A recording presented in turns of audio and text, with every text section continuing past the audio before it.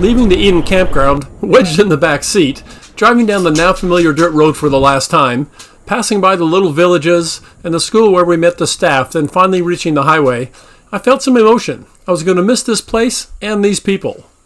There are always people walking along the highway, very often carrying water containers. Keep in mind, there's no piped water outside the larger cities. It has to be carried in by hand, or by head as the case may be. They place a high value on education here in Uganda. That was evidenced by the many schools we passed along the way. As you drive into the many small towns, they have these speed bumps, and this made sense to me. But we crossed countless speed bumps on the open highways, sometimes no more than a mile apart, for no apparent reason. And remember, these are the main highways here in Uganda. Driving south, we backtracked our earlier route into the city of Gulu again, where we stopped for gas and a bit more local currency, before heading back out into the countryside and finally on a route we had not traveled before. And traveling through the African countryside, you never know what you might find. These elephants were just walking through this field. It was exciting to see them, even though they were quite a ways away. A short time and many speed bumps later, we crossed the Victoria Nile and entered Murchison Falls National Park. Then we continued on to the Murchison River Lodge, where we'd be spending the next 2 nights. After checking in, we followed the trail to our tent, which was built on a platform underneath this big thatched roof. Inside was a king-size bed with a mosquito net. While we haven't seen many mosquitoes or bugs of any kind, every room we've stayed in here in Uganda has had a similar net over the bed. I think we got lucky. It must get bad here at other times of the year.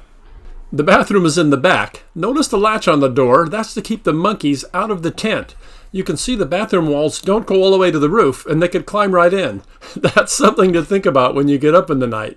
And the shower is open to the rest of the room, just as we've seen everywhere else we've stayed. The tents and cottages are scattered around the property, and we take this trail to the restaurant and the bar. There's Dave. It seems like whenever I come down here, I see him. I'm just saying.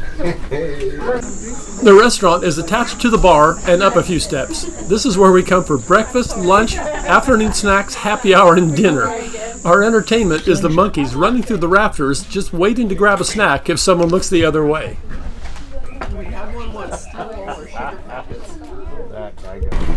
If you walk all the way through the restaurant, there's a lawn area on the other side. You can see what a beautiful location it is, right here on the Victoria Nile River.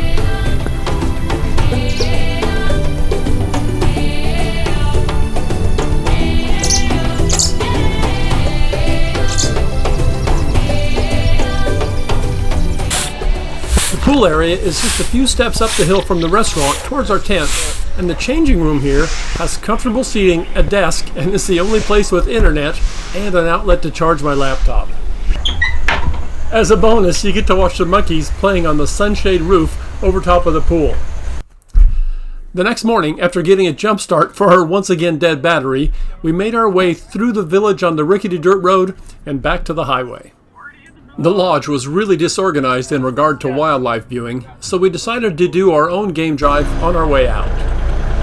These baboons were waiting for us right at the park exit, and we haven't even gotten to the viewing area yet. I think it's going to be a great morning for animal spotting.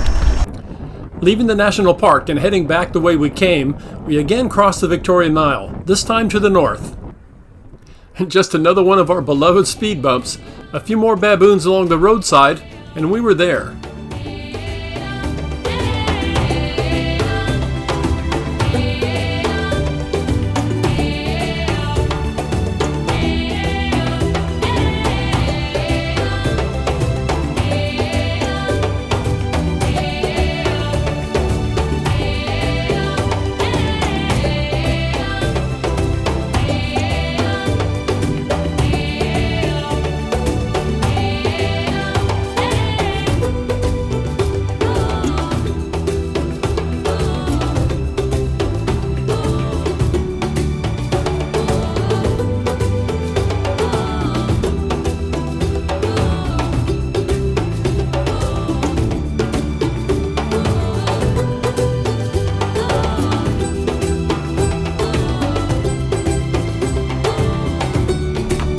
It was finally time to get moving on, so we figured out how to get back to the highway, and we were doing pretty well.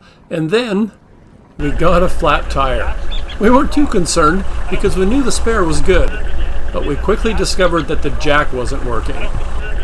Stranded, kind of in the middle of nowhere, there was no option but to keep going, flat or not. Luckily, some safari buses caught up with us as we were limping along, and the drivers helped us get going. But that tire was ruined. I sure hope we don't need it again. Once back on the highway, our route would take us south across the river for the last time and through the park to our next destination, but we couldn't leave without stopping briefly at Murchison Falls.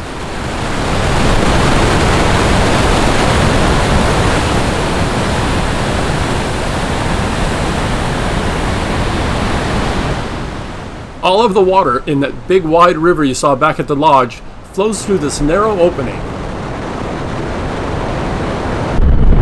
After a quick look at the falls, we got moving again. We had one more detour, the small town of Wanseko.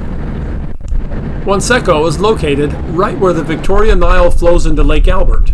Not only did we see fishermen casting their nets and the ferry leaving, it was our only chance to see Lake Albert. We got back on the road quickly. Our stop at Wanseko was brief, since we still had to drive at least a couple more hours to the city of Hoima, where we would be spending the night. We didn't yet have a place to stay and came across the Mika Eco Resort Hotel. It was a nice place, and although we didn't have reservations, they did have rooms available for us. Notice the mosquito nets even here in the city. It's kind of a sprawling place, but it's just a short walk through the beautiful grounds to the hotel restaurant, where we would have breakfast in the morning before heading to a primary school inside of a Congolese refugee settlement in Kangwali. I'll show you that in the next video.